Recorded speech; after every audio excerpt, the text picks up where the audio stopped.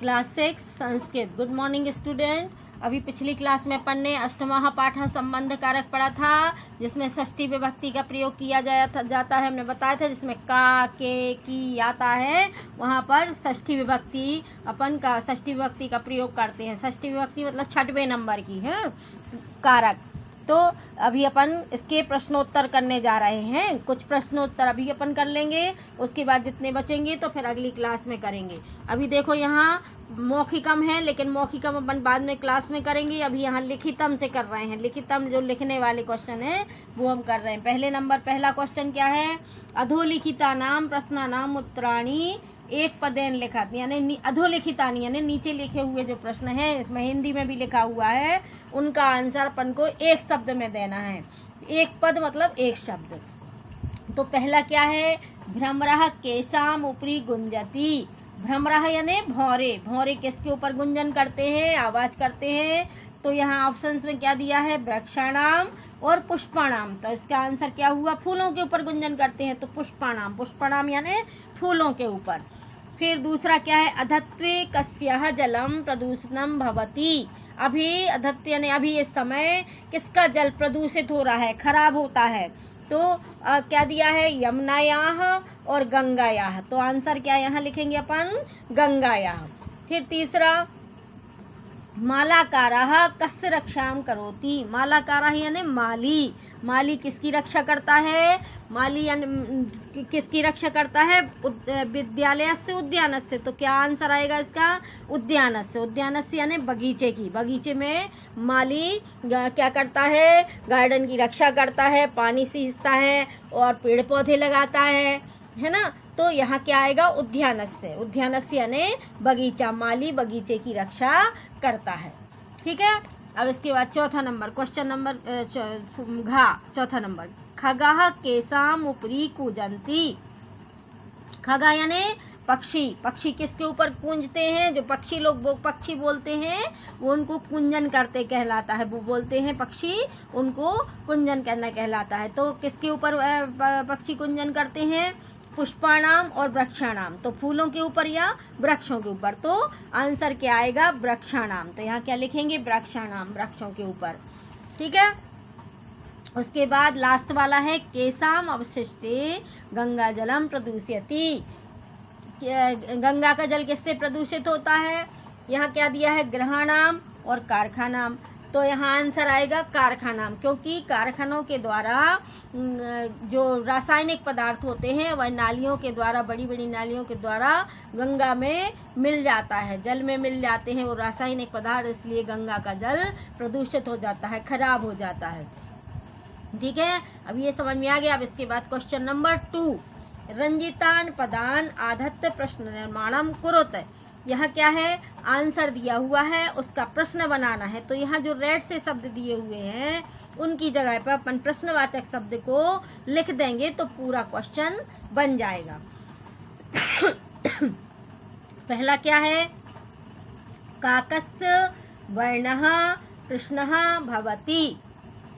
काकस्य यानी कौआ। कौए का रंग कैसा होता है? काला होता है। वर्ण यानी रंग, कृष्ण यानी काला, भवती यानी होता है। कौए का रंग काला होता है। किसका रंग काला होता है? तो काकस्य की जगह कस आ जाएगा। कस मतलब किसका? किसका रंग काला होता है? ऊपर आंसर क्या दिया है? कौए का रंग काला होता है। ठीक है। अब दूसरा, लंकायाः नृपः रावणः आसीत्। लंका के राजा कौन थे? रावण थे। तो लंकायाः शब्द क्या है? स्त्रीलिंग है। तो यहाँ इसका अपन को प्रश्न बनाने के लिए लंकायाः की जगह अपन क्या लिख देंगे? कयाः। कयाः नृपः रावणः आसीत्। कहाँ के राजा रावण थे। ठीक है। फिर क्वेश्चन तीसरा नंबर, दशरथस्य चत्वारः पुत्रः आसन। राजा दशरथ के 4 पुत्र थे। किसके 4 पुत्र थे? तो दशरथस्य की जगह अपन कस्य जोड़ देंगे। कस्य शब्द किसके? कस्य चत्वारः पुत्रः आसन, ऐसा लिखेंगे तो प्रश्न बन जाएगा। ठीक है। फिर उसके बाद घा, अयोध्यायाः नृपः दशरथः आसीत्। अयोध्या के राजा कौन थे? राजा दशरथ थे। तो अयोध्या क्या है? स्त्रीलिंग है। तो अयोध्या की जगह कयाः आ जाएगा। कयाः नृपः दशरथः आसीत्। कहाँ के राजा?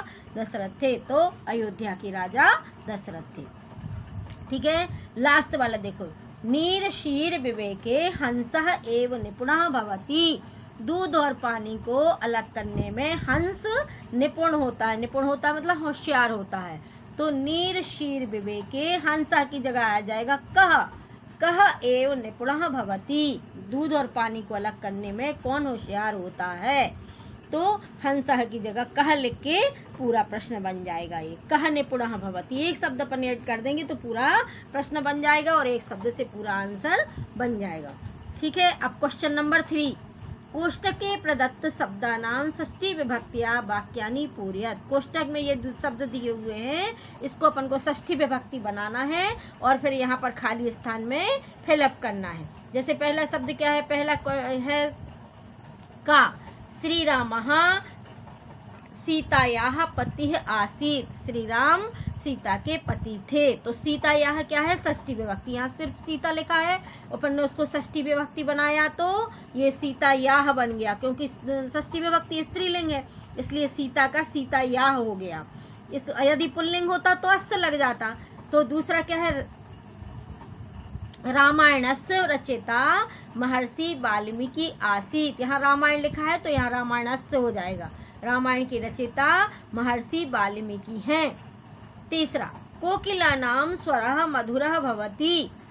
कोकिलायाः हो जाएगा, क्योंकि स्त्रीलिंग है तो कोकिला लिखा है तो कोकिलायाः कर देंगे अपन, और यहाँ लिख के कोकिलायाः स्वरः मधुरः भवति। कोकिला यानी कोयल। कोयल का स्वर कैसा होता है? कोयल की आवाज कैसी होती है?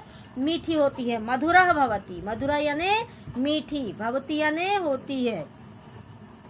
फिर चौथा घा, अभिज्ञान शाकुंतलम कालिदासस्य नाटकम अस्ति। अब यहाँ कालिदास अकेला लिखा है तो अपन ने यहाँ अस्य लगा दिया, कालिदासस्य कर दिया, तो पुल्लिंग है इसलिए अस्य लगा दिया, कालिदासस्य। अभिज्ञान शाकुंतलम कालिदासस्य नाटकम अस्ति। अभिज्ञान शाकुंतलम जो पुस्तक है वह किसका नाटक लिखा हुआ है? कालिदास का। ठीक है। उसके बाद लव कुशस्य पितामह दशरथः आसीत्। तो यहाँ लव कुश दिया है तो अपन ने यहाँ लव कुशस्य कर दिया। लव कुश के पितामह यानी दादा राजा दशरथ थे। फिर चा, संस्कृतस्य आदि कवि महर्षि वाल्मीकि अस्ति। संस्कृत के सबसे पहले कवि कौन थे?